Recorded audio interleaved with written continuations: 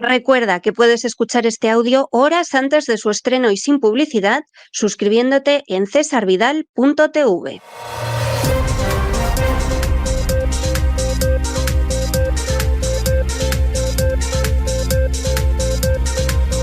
Las noticias del día. Estamos de regreso después de ese editorial que hemos dedicado a los Haredim de Israel. La verdad es que en contra de lo que se pueda pensar mucha gente que ignora lo que hay y que además es fácilmente engañable por la propaganda, identificar sionismo con judaísmo es un completo error. El sionismo es un movimiento político que pretende el establecimiento de un Estado judío, en algún momento balbuceando sobre dónde debería estar ese Estado judío, finalmente apuntando a la Palestina que entonces estaba bajo control del Imperio Otomano, pero eso es un movimiento político. El judaísmo es una religión. Hay un elemento de intersección fuerte entre los dos, pero no se puede identificar una cosa con la otra. Y la prueba grande es que en realidad el sionismo fue condenado por los dirigentes judíos de manera aplastantemente mayoritaria hasta la Segunda Guerra Mundial. Y por una razón fundamentalmente religiosa, y era la de que en última instancia quien tiene que conducir al pueblo que en su mayoría vive en la diáspora, entonces, pero también ahora, hacia ese territorio, tiene que ser el Mesías. Y que obviamente el Mesías no puede verse sustituido por la labor de una serie de políticos que en su mayoría eran ateos, como mínimo agnósticos, que no creían, sí se sentían judíos y en cualquiera de los casos, pues encima en su mayoría eran socialistas. Los que no eran socialistas eran fascistas, como era el caso de Jabotinsky. O sea, verdaderamente partidarios de movimientos liberales tampoco se puede decir que fueran en su aplastante mayoría. ¿Qué ha pasado con la instauración del Estado de Israel, sobre todo después de la inmensa tragedia que fue el Holocausto? Hombre, pues que de manera bastante clara, la mayoría de los judíos sigue sin vivir en Israel. Y esta es una cuestión de la que no nos hablan nunca, pero que habría que reflexionar. Puede que la mayoría de los judíos que están en la diáspora simpaticen con el Estado de Israel. Es muy posible que sea así. Pero irse a vivir a Israel, nasti de plasti. Nada de nada. Lo cual no deja de ser curioso porque al final Naciones Unidas crea un Estado y crea un Estado que ha desestabilizado enormemente la zona, eso no lo podemos negar, y resulta que es para que ni siquiera todos los judíos, o por lo menos una gran mayoría, se hayan ido a vivir a Israel. No, la mayoría de los judíos no se va a vivir a Israel. Es más, desde el estallido de esta guerra, de Israel han salido judíos por millares y millares y más millares y muchos más millares, porque evidentemente vivir en Israel está bien, pero ya enfrentarse con una guerra es otro cantar. Y incluso si en un primer momento los reservistas se presentaron en un 100% en los puestos militares para combatir, ahora mismo hay entre un 25 y un 30% que no se está presentando a combatir. Es decir, una cosa es una guerra de 6 días, que la inicias tú, que pillas desprevenido al enemigo, que lo machacas por sorpresa, y otra cosa es esta guerra que no se le ve el final por ningún sitio. Y en medio de esa situación, pues por supuesto, los Haredim siguen en lo suyo. No van a combatir en el ejército de Israel, la inmensa mayoría, y aparte que no van a combatir, consideran que el Estado no es legítimo porque no lo ha instaurado el Mesías, y algunos van hasta tan lejos como para decir que lo que tendría que haber es un Estado en todo el territorio de Palestina para judíos y para árabes, y que se llevarían bien con los árabes como se han llevado muy bien a lo largo de siglos. Y esa es la posición. Claro, uno puede decir, bueno, estos tipos son unos parásitos, que es un insulto que se suele lanzar en los medios israelíes con relativa frecuencia y al que los Haredim responden diciendo esa es una acusación antisemita y además están ustedes utilizando el mismo descalificativo que utilizaban los nazis, que calificaban a los judíos de parásitos. Y ha habido casos en que efectivamente medios de comunicación pues han pedido disculpas, han considerado que la crítica era, en fin, tenía una base real, pero no se podía expresar utilizando el término parásitos, etcétera, etcétera, etcétera. Pero la cuestión que se plantea en medio de una situación que cada vez se hace más difícil para los Haredim, porque las presiones para que vayan a combatir son enormes y son comprensibles.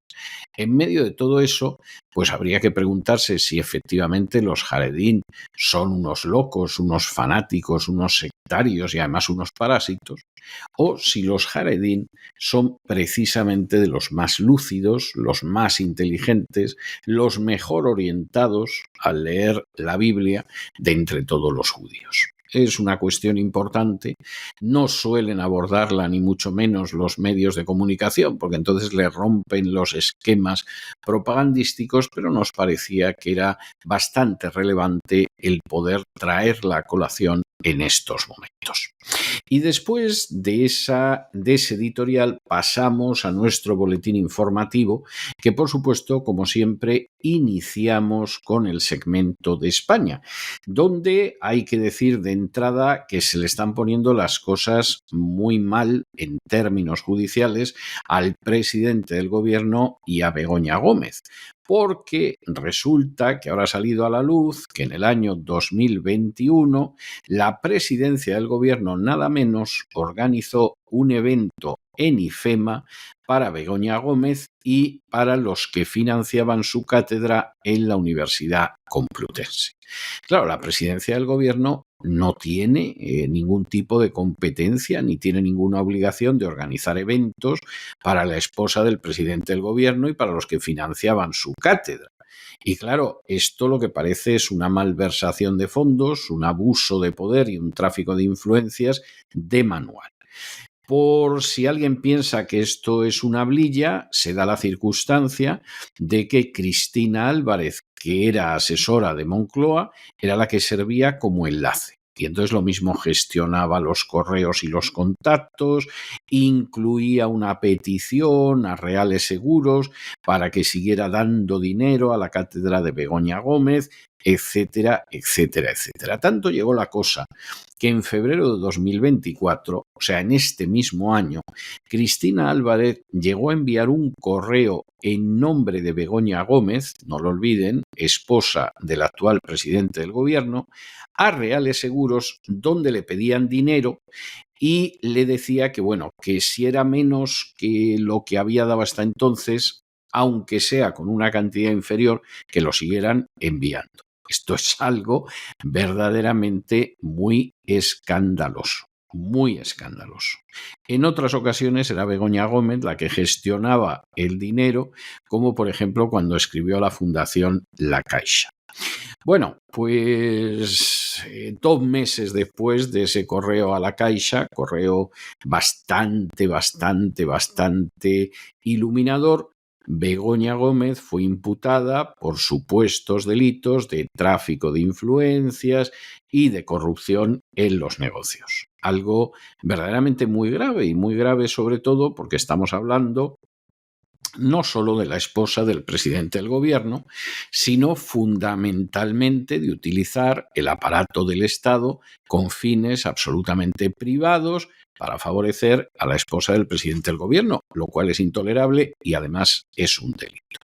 Y deja bastante manifiesto, pues, cómo funciona España. Bueno, es que hoy en la parte del boletín dedicada a España, eso va a quedar expuesto de manera innegable. En fin, analizamos estas y otras cuestiones que les afectan y les afectan de lleno con la ayuda absolutamente inestimable de María Durán. María, muy buenas noches. Hola César, hola equipo, hola oyentes. Empezamos otro día más pues casi como todos, ¿no? Cerrando esta semana informativa. Otro día, como digo, con esa sinvergüenza señora que es Begoña Gómez. Delincuente aún no sabemos, solo es presunta, pero según vamos conociendo detallitos de cómo se manejaban la señora de Pedro Sánchez, su marido y Moncloa, más claro vemos que aquí se traficaba con influencias vía sobornos con el dinero de todos los españoles. Según OK Diario, Presidencia del Gobierno organizó una mesa redonda para Begoña Gómez y los financiadores de su cátedra en la Universidad Complutense en el marco de un evento multitudinario celebrado en IFEMA en noviembre de 2021. La persona de contacto de Moncloa para estos asuntos fue Cristina Álvarez, quien trabaja en la Secretaría General de Presidencia, aunque también se ocupaba de asuntos relacionados con las actividades privadas de Begoña Gómez. Álvarez fue responsable de enviar un documento a diversas empresas sobre los estudios universitarios de la mujer del presidente, que recordemos son ningunos. Asimismo, solicitó a la empresa Reale que continuara financiando esta cátedra. Begoña Gómez se refería a ella en los emails que enviaba a esta colaboradora de Moncloa como mi compañera, aunque en realidad, como decimos, es una asesora, un alto cargo contratada por Moncloa. Además, Cristina Álvarez utilizó su cuenta de correo oficial de la presidencia para realizar gestiones relacionadas con la cátedra, incluyendo la organización del mencionado evento al que se invitó a las empresas colaboradoras de ese máster universitario. También Begoña Gómez solicitó a Cristina Álvarez que contactara con la empresa Reales Seguros para presionarla y que así continuara financiando la cátedra que ella dirigía en la Complutense. En un email, Álvarez trasladó la petición el 8 de febrero de 2024 a Pilar Suárez Inclán, directora de Comunicación y Reputación Corporativa de Reale, empresa que respaldaba el proyecto académico liderado por Begoña Gómez y que se estaba planteando no seguir. En ese mensaje, el alto cargo de Moncloa señalaba: me dice Begoña que te traslade que le encantaría que sigáis como patronos de la cátedra, aunque sea con una cantidad inferior, dispuestos a colaborar con vosotros en lo que necesitéis. No me digan que no tiene miga esto. El correo evidencia el papel activo de Cristina Álvarez, como decimos, insistimos, alto cargo de la Moncloa, en la gestión de la financiación de la cátedra dirigida por la esposa del presidente, utilizando así su posición oficial para mediar con los patrocinadores. Muy bonito todo. Y este 2024, la propia Begoña también pidió en persona a la Caixa que siguiera financiando su cátedra. Tan solo 2 meses antes de su imputación, la esposa del presidente del Gobierno gestionó personalmente la búsqueda de patrocinadores para esa cátedra suya de transformación social competitiva, intentando asegurar el presupuesto de este año, que como decimos estaba en caída libre. En uno de estos casos contactó directamente al subdirector general de la Fundación La Caixa para solicitar un nuevo presupuesto anual. De acuerdo con las nuevas pruebas incluidas en el sumario del caso Begoña Gómez y a las que ha accedido también el diario Voz Populi, el correo de Begoña Gómez fue enviado el 12 de febrero de este año, 2 meses antes, como decimos, de que el juzgado liderado por Juan Carlos Peinado abriera una causa contra ella por presuntos delitos de tráfico de influencias y corrupción en los negocios. En el mensaje, Begoña Gómez escribió, sin ningún tipo de complejo: buenos días, Marc, te mando el DOC, documento explicativo de las acciones de la cátedra y la solicitud de un nuevo presupuesto anual. Quedo a tu disposición para aclarar o añadir la información que consideres necesaria. Decía Begoña Gómez que la verdad pondrá las cosas en su sitio, pues vaya, si las está poniendo con estos emails. Les decíamos hace unos minutos que hoy, en este segmento dedicado a España, íbamos a analizar bastante lo que es España. En el gobierno central, presuntamente cometiendo tráfico de influencias y otros delitos relacionados con la corrupción, pero esto en absoluto queda limitado, como a algunos les gustaría creer, al gobierno de Pedro Sánchez. Si algo ha dejado de manifiesto la crisis de la gota fría en Valencia es que todas las instituciones van manga por hombro, que son carísimas, que se pagan unos impuestos salvajes por ellas, pero que luego, a la hora de la verdad, son una birria, son caca de la vaca, son un montón de guano, todas, no funciona ninguna. Entre otras razones, porque los políticos están ahí no para servir al pueblo, no para defender los intereses nacionales, no para hacer lo mejor por los ciudadanos, sino para asegurarse un puesto de poder del que derivan no pocos beneficios y además para llenarse la bolsa. Carlos Mazón, que es el presidente de Valencia, que en fin no se enteró de lo que pasaba porque estaba departiendo amistosa y nutritivamente con una periodista, bueno, pues tiene que salir a decir que hubo errores, pero claro, lo ha hecho de una manera que ya sabemos que no va a dimitir, no va a asumir responsabilidades y no va a pasar nada, porque ha salido y ha dicho, aquí ha habido errores. Aquí ha habido errores y se va a crear una comisión de investigación en las Cortes Valencianas a ver lo que pasa. Y, por supuesto, que quede claro que en un momento determinado, pues la Confederación del Júcar ha dejado mucho que desear. Confederación de Júcar, cuyo baranda máximo es un sujeto del Partido Socialista que sabe de ríos menos que de fornicación, que diría el general Patton, porque a lo mejor resulta que sí que sabe más de fornicación que de ríos. No sería extraño en su partido. De manera que esa es la situación. Hombre, Mazón hay que agradecer que no ha echado la culpa a las víctimas, como hizo hace apenas unas horas Teresa Rivera, que es la responsable principal y fundamental de esta catástrofe, que tendría que haber sido citada ya por el juez y que tendría que acabar en la cárcel. Esa es la realidad y, por supuesto, no de comisaria de la Unión Europea. Pero como en la Unión Europea el Partido Popular y el Partido Socialista van de la manita y obtienen beneficios al mismo tiempo mientras venden a los españoles y renuncian a defender los intereses de España, pues evidentemente el Partido Popular encantados de que tenga una consejería Teresa Rivera, porque algo trincaremos todos. Mientras que si no la tiene Teresa Rivera y va a parar, pues yo que sé, a una alemana, a un belga, a un griego, pues eso se acaba.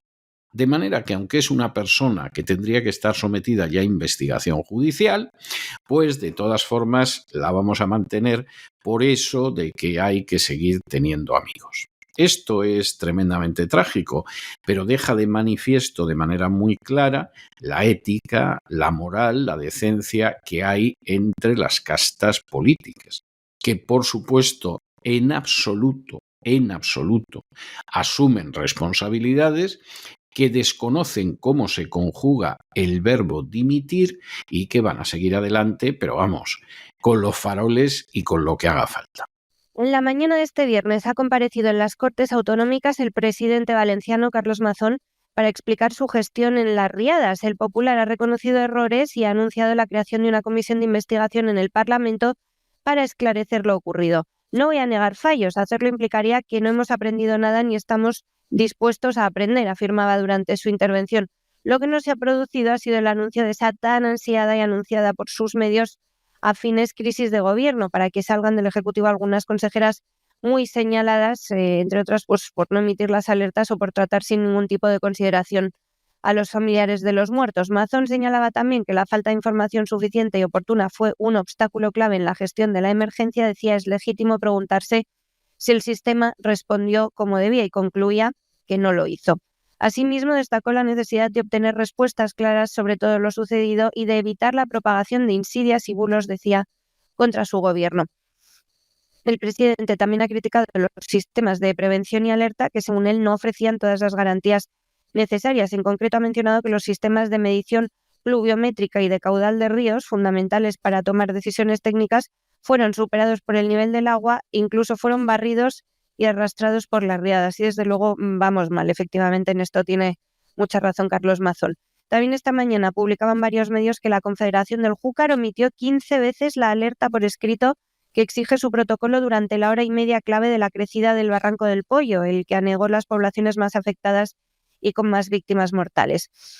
Como dato curioso, les contamos que el alcalde de Elche, Pablo Ruz, ha tomado la decisión de limpiar los cauces y barrancos de su ciudad, una tarea que correspondería al Ministerio de Transición Ecológica y la Confederación Hidrográfica del Júcar, sin seguir esperando los permisos de Teresa Rivera. Muy bien hecho. Según Ruz, esta medida se debe a la falta de respuesta de las autoridades nacionales tras reiteradas solicitudes. El ayuntamiento está haciendo algo que no le compete, decía, pero ante el silencio, la indolencia y la inacción de décadas, hemos tenido que intervenir. Esto lo afirmaba el alcalde en un vídeo compartido en sus redes sociales, en el que aparece acompañado de un vecino afectado, mostrando pues, los problemas que causa la falta de mantenimiento de los barrancos, que están verdaderamente sucios.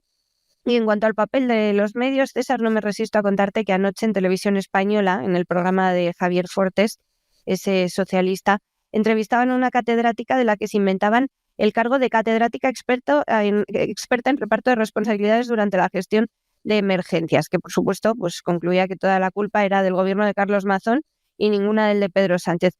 Como era todo entre gracioso y un poquito sospechoso, yo me he dedicado a buscar a esta señora, Alba Nogueira, y sí, efectivamente es catedrática, pero es catedrática de Derecho. Y además fue candidata de Podemos en Galicia en 2019, en esa confluencia en Marea, concretamente, casualidades de la vida. Por cierto que hoy a la tragedia de Valencia, que nos ocupa y preocupa cada día, se suma la de una residencia de ancianos en Zaragoza. 10 personas han perdido la vida y 2 más han resultado gravemente heridas en un fuego ocurrido la madrugada de este viernes en la residencia Jardines de Villafranca, ubicada en Villafranca de Ebro. El aviso del 112 llegó a las 4:57 horas de la madrugada, alertando sobre ese incendio. El Cuerpo de Bomberos de Zaragoza acudió al lugar y tras extinguir las llamas encontró desgraciadamente a 10 fallecidos y 2 heridos graves, uno en estado crítico que ya ha sido trasladado al Hospital Rollo Villanova. En el momento del incendio, la residencia albergaba a 82 personas en total. Los bomberos localizaron el foco del fuego en un ala del edificio, donde el humo denso se propagó rápidamente, saturando casi todo el recinto. Tras controlar el incendio, se ha procedido a evacuar a los residentes y atender varias intoxicaciones leves en un puesto sanitario avanzado instalado por el gobierno regional en el lugar. Y nos vamos a Hispanoamérica y nos vamos de nuevo a México y nos vamos con una nueva mala noticia. Esta bastante peor en términos de profundidad estratégica que las desgraciadas noticias que tenemos de muertes cada lunes, cada martes, cada jueves, cada miércoles y cada viernes. ¿Por qué? Hombre, porque Claudia Sheinbaum, que lo advertimos en su momento, no es nada más que una marioneta de la agenda globalista que va a entregar México a la agenda globalista y va a convertir a México en una colonia, en un protectorado de la agenda globalista.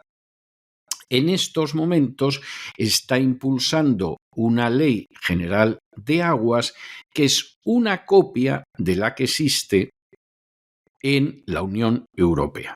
Bueno, para ser exactos, es una copia, pero dándole una vuelta de tuerca más. ¿Qué significa esto? Bueno, pues lo que esto significa es tremendo.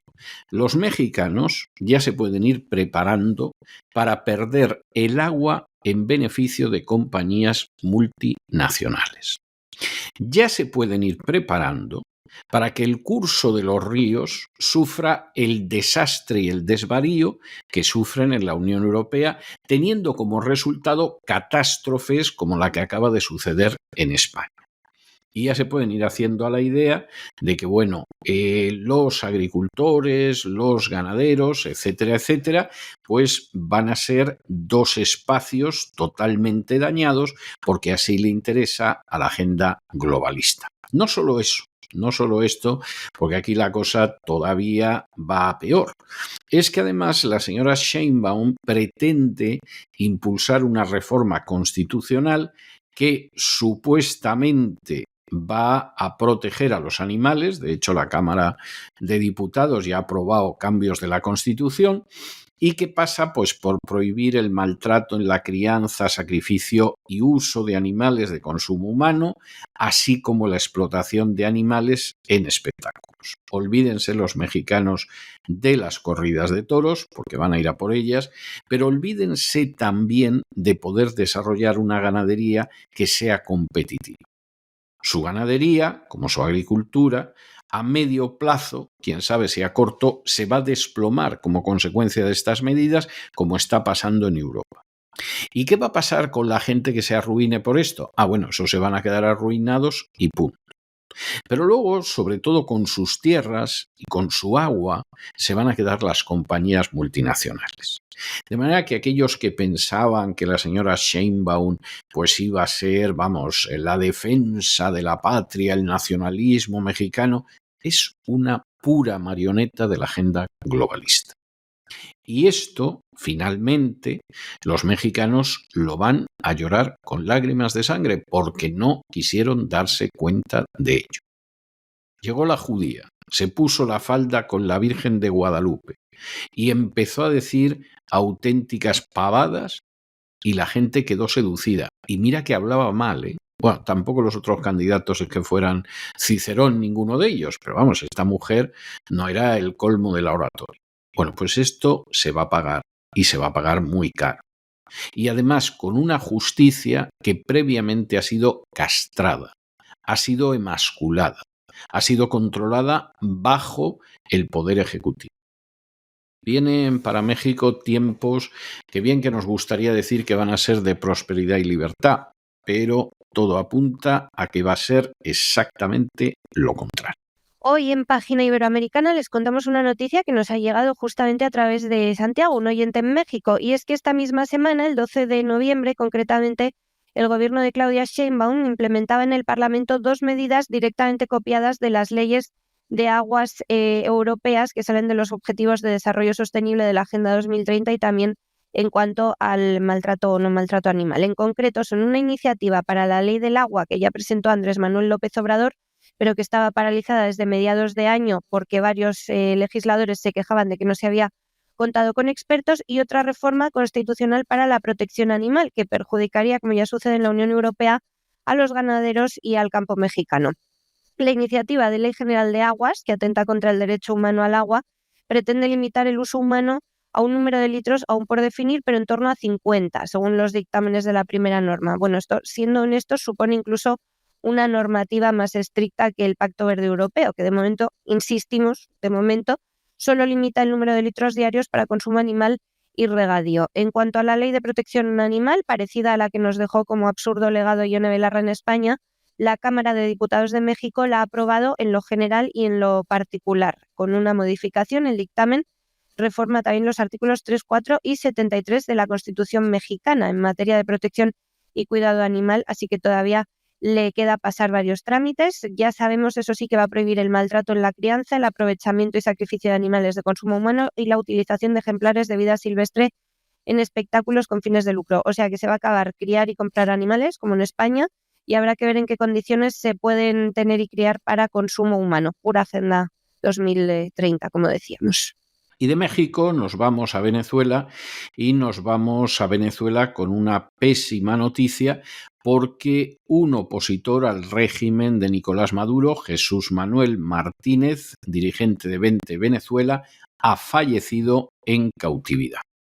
Hay que decir, en primer lugar, que en el caso de este hombre, pues fue arrestado el 29 de julio por los servicios de seguridad de la dictadura venezolana, fue arrestado sin ninguna orden de detención, tampoco sin que se sepa exactamente de qué se le acusaba, porque lo único que parece que puede haber motivado esa detención es el hecho de que participó como testigo en unas elecciones presidenciales que han sido más que cuestionadas por fraude.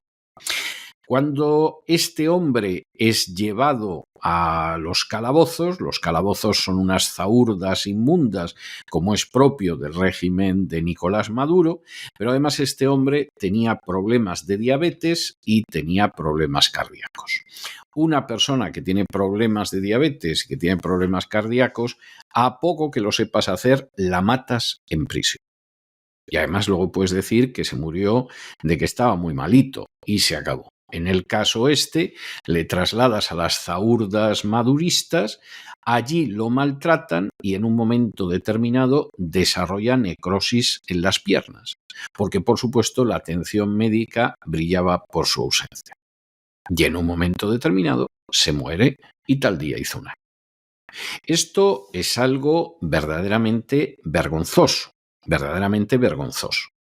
Y lamentablemente es solo un caso de lo que ha desarrollado Nicolás Maduro después de las elecciones, porque los muertos ya rozan la treintena, porque los heridos fueron más de 200 y porque además hay 2.400 detenidos, entre los cuales no faltan los menores.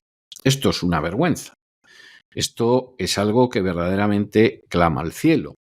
Pero, vamos a ser sinceros, tampoco esperen ustedes grandes reacciones.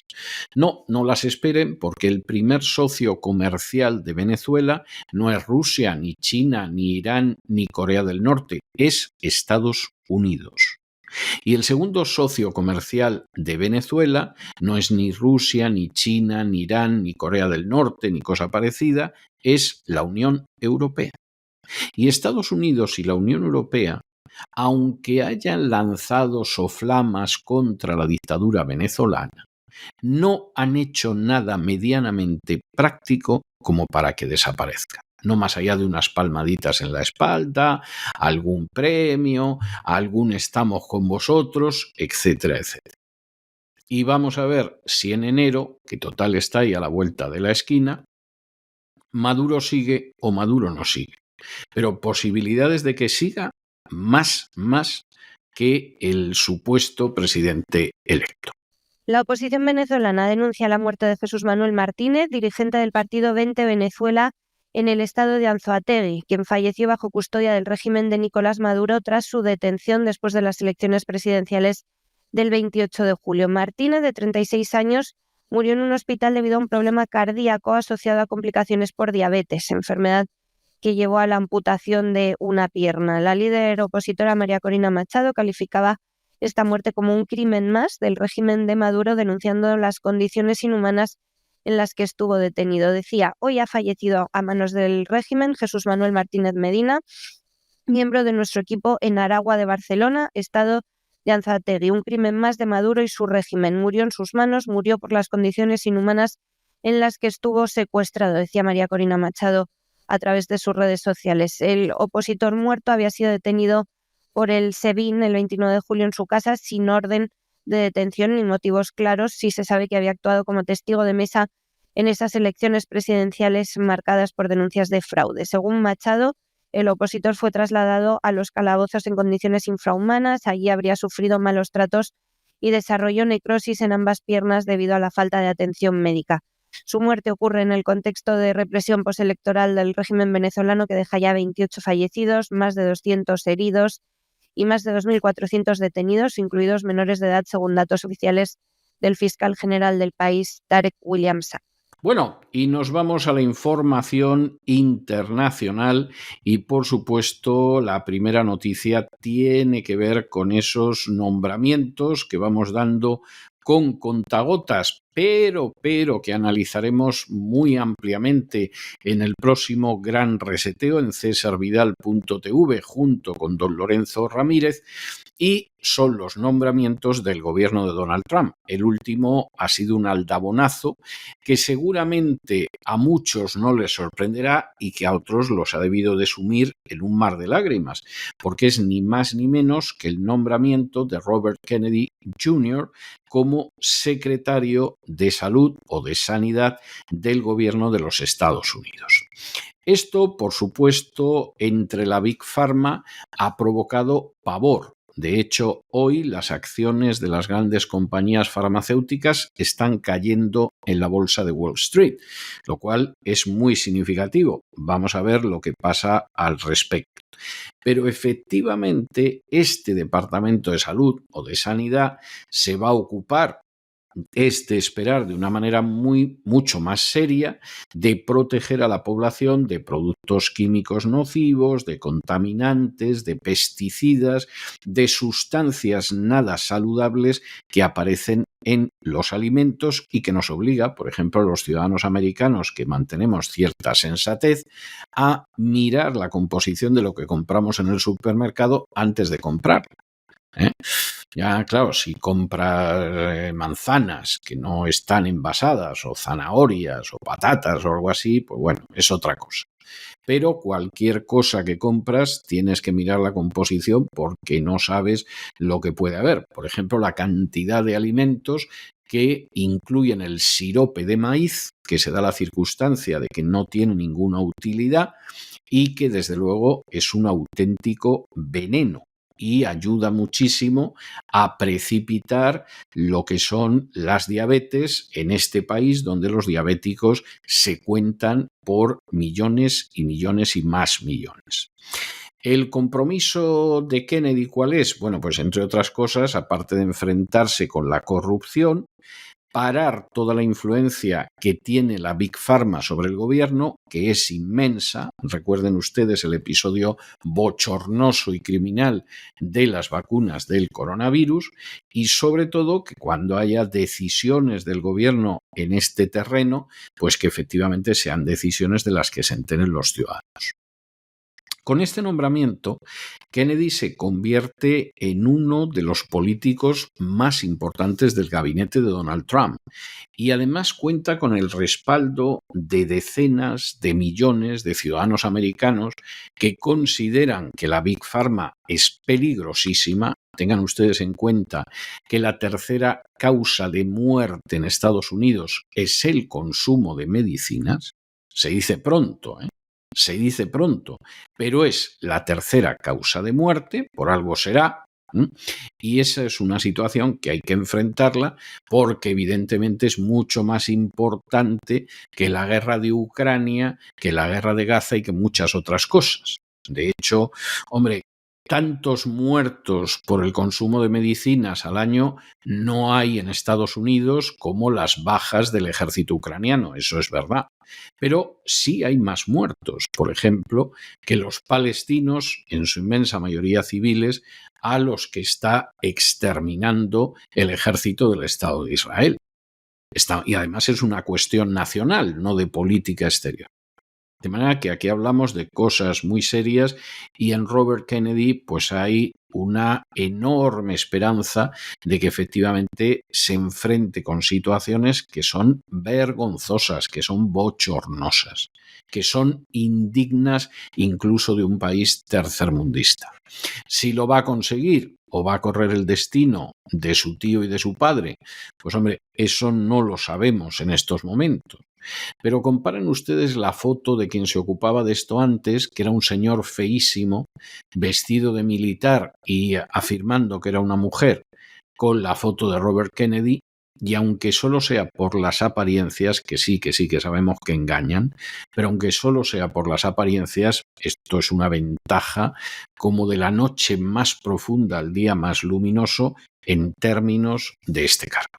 El presidente electo Donald Trump ha confirmado que el ex precandidato presidencial independiente, Robert F. Kennedy Jr., será el próximo titular de la Secretaría de Salud en su nueva administración. Esto era un secreto a voces. Trump anunció el nombramiento a través de su propia red social, Truth Social, destacando que la seguridad y la salud de todos los estadounidenses es el papel más importante de cualquier administración. Además, subrayaba Trump que el Departamento de Salud y Servicios Humanos va a desempeñar en su nuevo gobierno un rol clave en la protección de la población frente a productos químicos nocivos, contaminantes, pesticidas, productos farmacéuticos y aditivos alimentarios, factores que según Trump han contribuido a una grave crisis de salud en el país. Kennedy Jr. es muy conocido por sus críticas a la industria farmacéutica. Había señalado días antes de su nombramiento que departamentos enteros de la administración deben ser eliminados por no cumplir con sus funciones. En sus propias palabras, el enfoque de su trabajo va a ser restaurar estas agencias para que retornen a tradiciones de investigación científica de referencia y a estándares de transparencia. Trump elogiaba a Kennedy diciendo que su liderazgo va a ser clave para poner fin a la epidemia de enfermedades crónicas y devolver a Estados Unidos su grandeza y salud. Ya saben que es un poco la tradición de Donald Trump en todos sus comunicados. Por su parte, el próximo secretario de Salud agradecía también al presidente electo su valentía y liderazgo y prometía ser un servidor público honesto. En un mensaje publicado en X, Kennedy escribía: «Juntos limpiaremos la corrupción, detendremos la puerta giratoria entre la industria y el gobierno y devolveremos a nuestras agencias de salud su rica tradición de ciencia basada en evidencias.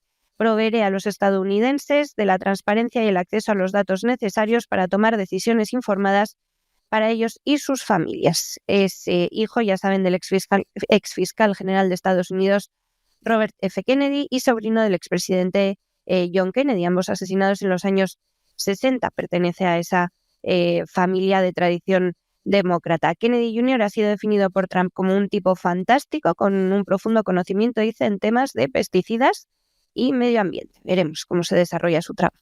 Bueno, y ayer la Asamblea General de Naciones Unidas aprobó por una más que notable mayoría una resolución que apoyaba el derecho del pueblo palestino a la autodeterminación.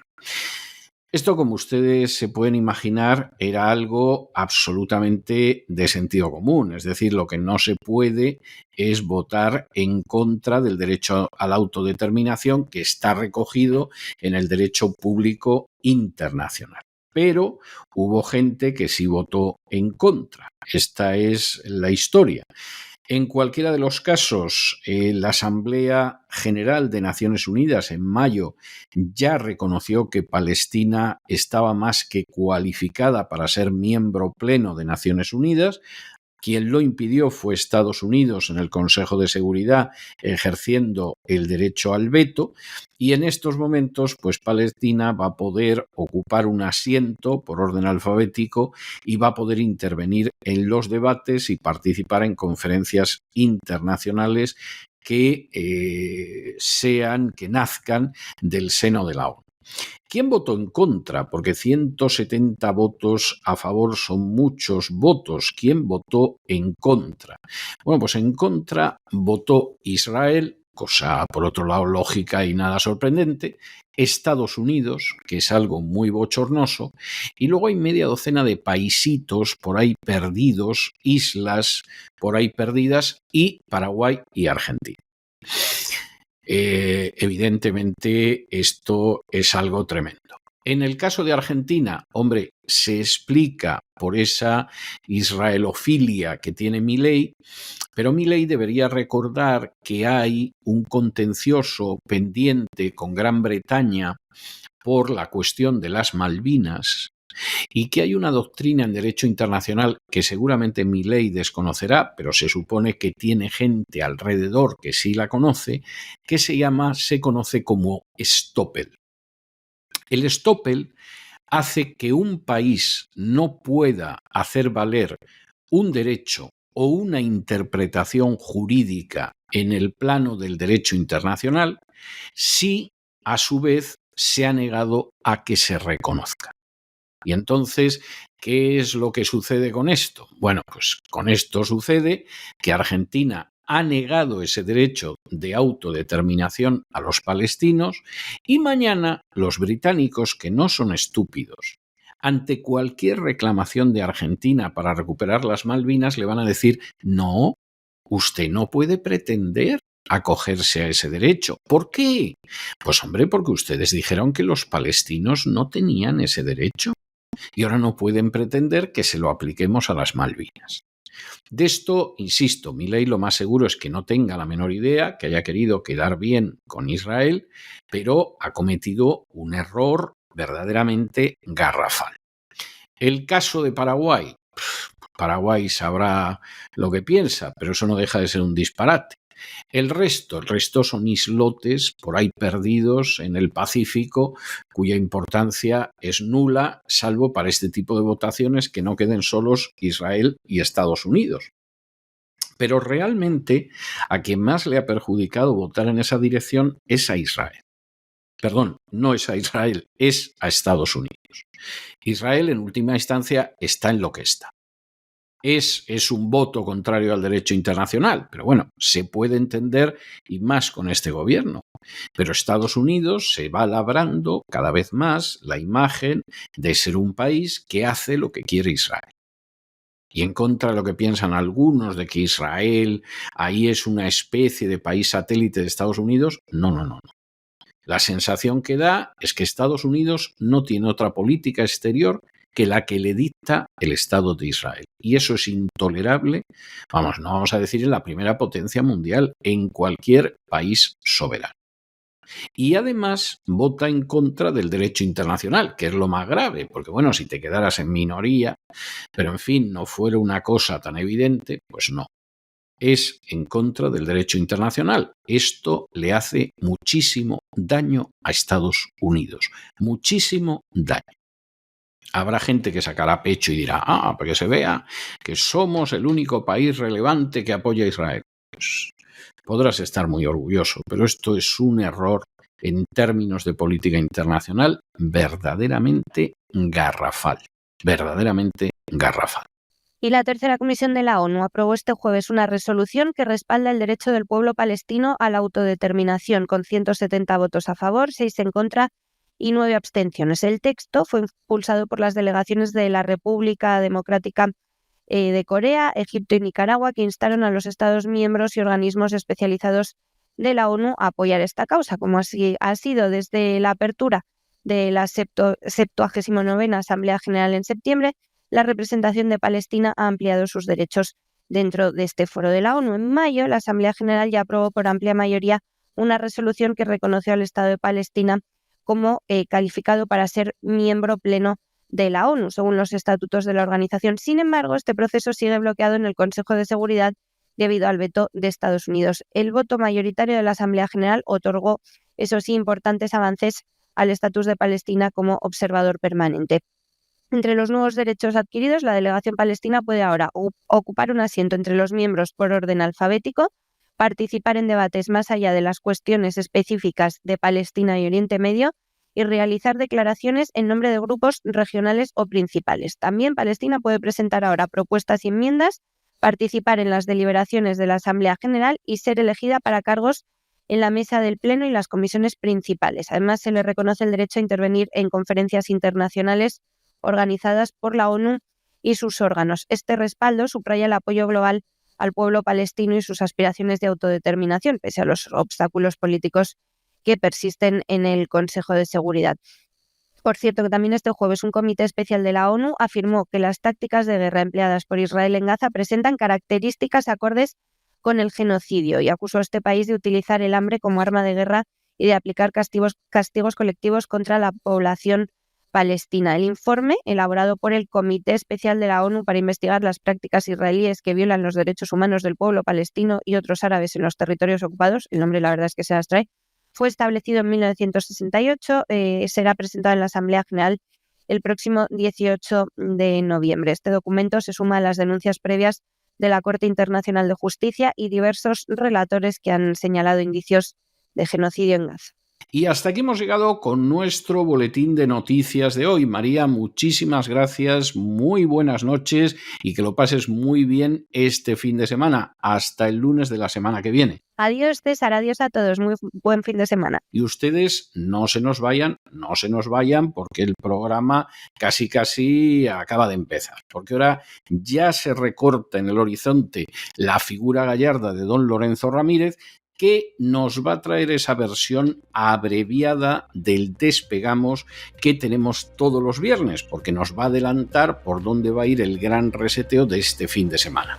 Después vendrá Cristina Seguí, y Cristina Seguí nos va a adelantar el contenido de la mafia feminista, y a continuación vendrá Gustavo Vidal trayéndonos el contenido de este fin de semana de Buscando el Cao. Y tras ellos tenemos esa entrevista tan especial que les traemos todos los viernes, una entrevista que hoy transcurre por el mundo de la televisión y por el mundo de la defensa de las naciones y de la cultura frente a no solo la ideología de género, sino la agenda globalista. Ya verán que la entrevista les va a resultar más que sugestiva, de manera que no se vayan, que regresamos enseguida.